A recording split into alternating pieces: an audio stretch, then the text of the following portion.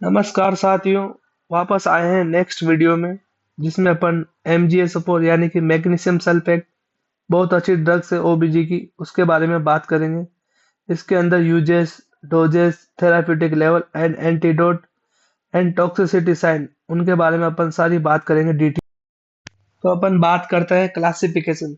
Classification minerals electrolytes यानी कि MgSO4 एक प्रकार इलेक्ट्रोलाइट्स भी है जो बॉडी को न्यूट्रिएंट्स प्रोवाइड करवाता है। Anticonvulsant and uterine relaxant tocolytic agent का भी काम करता है क्योंकि ये स्मूथ मसल्स को रिलैक्स करता है, इसलिए इनका क्लासिफिकेशन इनके नाम के आधार पर भी अलग अलग। अब बात करता है इंडिकेशन। इंडिकेशन एक्लेम्पसिया और प्री एक्लेम्पसिया। प्री एक्लेम्पसिया में नॉर्मली ब्लड प्रेशर बढ़ता है लेकिन एक्लेम्पसिया में सीजर आ जाते हैं। उनको प्रिवेंट करने के लिए ये ड्रग दिया जाता है क्योंकि ये सेंट्रल नर्वस सिस्टम को डिप्रेस करता है। And pre term labour, pre term labour ये बहुत अच्छी बात है, इसको भी ध्यान रखना। ये टोकोलाइटिक एजेंट की तरह काम करता है और प्रीमेच्योर बेबी होने से प्रिवेंट करवाता है, इसलिए ये इंपॉर्टेंट पॉइंट है। ये पॉइंट आप रिमेम्बर करना, प्री टर्म लेबर वाला। ओके। और simple hypo magnesium. Okay, magnesium का लेवल कम होगा तो आप इसको देके बढ़ा सकते हैं। सीवियर अस्थमा और वेंट्रिकुलर अर्धिमियाज, ये दोनों पॉइंट भी मोस्ट इंपोर्टेंट है क्योंकि कभी कभी क्वेश्चन आता है तो अपन इनमें कंफ्यूज हो जाते हैं और इनमें से एक पॉइंट अलग कर देते हैं जो कि गलत हो जाता है। ठीक है। सीवियर अस्थमा में इसलिए उपयोग में है क्योंकि एक प्रकार से एंटी कोलिनर्जिक सिस्टम की तरह काम भी करता है और आपको पता है कोलिनर्जिक सिस्टम क्या है। Ventricular arrhythmia, Torres D point भी आपको देखने को मिल सकता है इसमें, जो कि डिजोक्सिन में भी देखने को मिलता है। एक प्रकार से जे वेव बोल सकते हो आप इसको। तो ये अच्छी बात है, इसको भी आपको ध्यान में रखना चाहिए। ओके। और जे वेव से रिलेटेड क्वेश्चन आपने नोट सेट इसके पहले वाले में देखा ही होगा आराम से। अब अपन बात कर लेते हैं इसकी डोज कि किस प्रकार से कैसे मेंटेनेंस डोज और लोडिंग डोज होती है जो अपन को इसमें देनी होती है। ठीक है।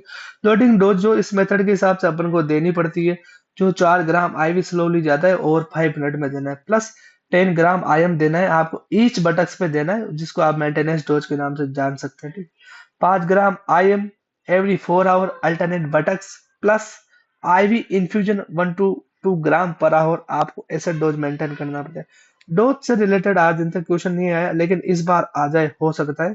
तो ये डोज आपको याद रखना है, मेंटेनेंस डोज। ठीक है। नेक्स्ट बात करते हैं अपन therapeutic serum level. Therapeutic level वो होता है जिसका लेवल ना तो ज्यादा हो ना कम हो, उसे थेराप्यूटिक लेवल बोलते हैं।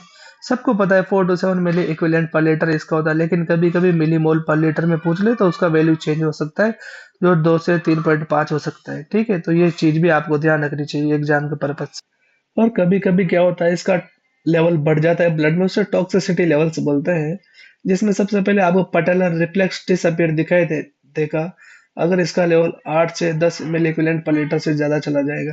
तो वैल्यू 8 से 10 पहले आ रही है तो रिफ्लेक्स से पहले ये देखने को मिलेगा जो डाउन होगा। सेकंड नंबर रेस्पिरेटरी डिप्रेशन हो सकता है जिसका लेवल 10 से 12 मिली इक्विवेलेंट पर लीटर हो, और कार्डियक अरेस्ट आ सकता है मोर देन 15, और फाइनल में इसमें डेथ भी हो सकती है पेशेंट की। तो ध्यान रखें। तो मोस्ट कॉमन पटेलर रिफ्लेक्स ध्यान रखना, सबसे पहले ये स्लो डाउन में जाता है, बाकी और कुछ नहीं। बाकी डेथ अपन बात कर लेते हैं भाई, इसका लेवल अब ज्यादा हो गया है, पेशेंट मरा नहीं, तो उसके पहले अपन इसको कम कर सकते हैं। मोस्ट कॉमन जो प्रोसेस होता है कम करने का हर किसी चीज का, वो एंटीडोट ही होता है। ठीक है भाई लोग, तो इसका एंटीडोट है कैल्शियम ग्लूकोनेट, जाना माना पहचाना। इसको आईवी स्लोली दिया जाता है, अगर आपने एक साथ पुश कर दिया तो फिर पेशेंट MgSO4 की टॉक्सिसिटी से तो नहीं मरेगा लेकिन आपके गलत एक्शन की वजह से परमात्मा को प्राप्त हो सकता है, इसलिए ध्यान रखें किस प्रकार से इसका इंजेक्शन लगाना है। 10 ml 10 मिनट। और अब मैं बात कर लेता हूँ उसका मैकेनिज्म ऑफ एक्शन। ये समझ में आ गया तो समझिए आपको पूरा गणित समझ में आ गया, MgSO4 के एक्शन का, प्रिवेंशन का, सब कुछ। ठीक है। तो ये क्या करता है, neuromuscular transmission through inhibit of calcium influx. Calcium को जो इनफ्लक्स को इनहिबिट करता है, जब कैल्शियम को रुक जाएगा तो इसमें मसल्स क्या होगा, रिलैक्सेशन जैसी चली जाएगी, ट्रोकोलाइटिक एजेंट की तरह काम हो जाएगा, कॉन्ट्रैक्शन नहीं आएंगे। ठीक है। CNS नर्वस सिस्टम को डिप्रेस करेगा तो सीजन नहीं आएंगे। समझ रहे हो, रिलैक्सिंग स्मूथ मसल्स, तो अस्थमा से आप इसको प्रिवेंट कर सकते हो। तो जब इसका मैकेनिज्म ऑफ एक्शन आप पढ़ोगे तो आपको सारा सब कुछ समझ में आ जाएगा कि प्रीटर्म बेबी से कैसे बचाता है, अस्थमा से कैसे बचाता है। तो थैंक यू गाइस, आपने मेरा वीडियो देखा। उम्मीद करता हूँ आपको अच्छा लगा होगा। लाइक और सब्सक्राइब कर दीजिए, ऐसे वीडियो पाते रहिए। धन्यवाद।